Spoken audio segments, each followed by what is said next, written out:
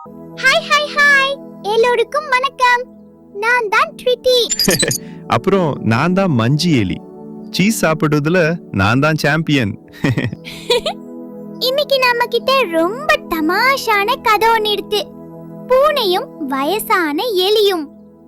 ஒரு தந்திரமான பூனை தலைக்கீழா தொங்குற ஐடியாவால தான் ரொம்ப அறிவாளின்னு நினைச்சிட்டு இருந்தது.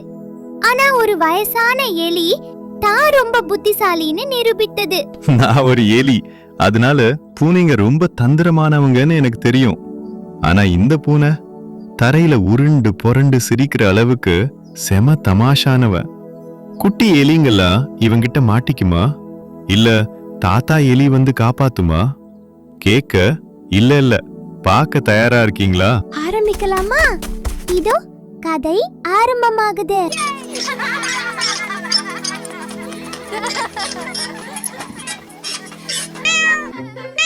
இந்த உலகத்திலேயே நான் தான் மிகச்சிறந்த எலி பிடிப்பவன்.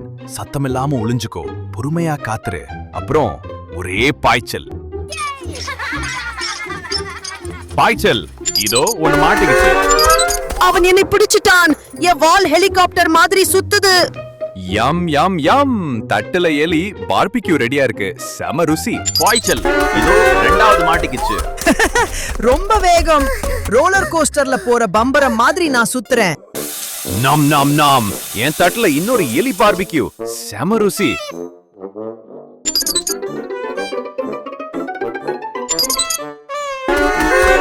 பாய்ச்சல் இதோ மூணாவது மாட்டிக்கிச்சு. ஒரு துரதிருஷ்டவசமான எலிக்கு அப்புறம் இன்னொன்னு. மறுபடியும் மாட்டிக்கிட்டேனா? என் மீசையெல்லாம் காத்துல பறக்குது. யாம் யாம். மறுபடியும் தட்டுல எலி பார்பிக்யூ. நான் தான் பார்பிக்யூ ராஜா.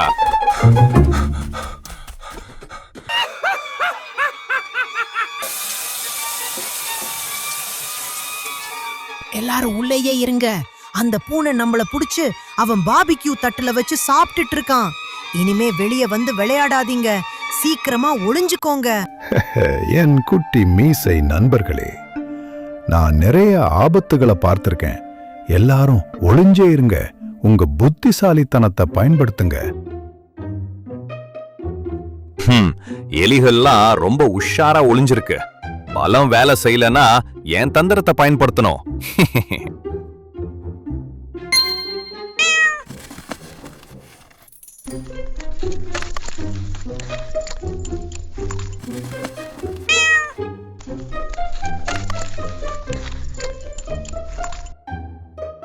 அங்க பாரு, அந்த பூனை செத்து போச்சு. ஒரு நனைஞ்ச சாக்ஸ் மாதிரி தொங்கிட்டு இருக்கு. இப்ப நாம பாதுகாப்பா வெளியே வரலாம். என்ன ஒரு அதிர்ஷ்டமான நாள். வாங்க விளையாடலாம். எனக்கு அந்த பூனை மேல நம்பிக்கை இல்ல. அவன் கொக்கியில தொங்குனாலும் சரி, தரையில படுத்திருந்தாலும் சரி, இல்ல ஒரு மூட்டை மாதிரி விரிஞ்சு கிடந்தாலும் சரி, நான் அவன் பக்கத்துல போகவே மாட்டேன். ஓ தாத்தா, நீங்க ரொம்ப பயப்படுறீங்க. அவன் செத்து தொங்கிட்டு இருக்கான். வாங்க வந்து எங்களோட ஜாலியா விளையாடுங்க. இன்னும் கொஞ்ச நேரத்துல நீங்களே பாப்பீங்க, சின்ன பசங்களா.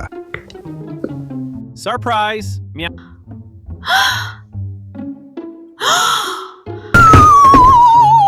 Now surprise. உன்னை பிடிச்சிட்டேன். அவன் உயிரோட தான் இருக்கான். எல்லாரும் பொந்துக்குள்ள ஓடி போயிருங்க.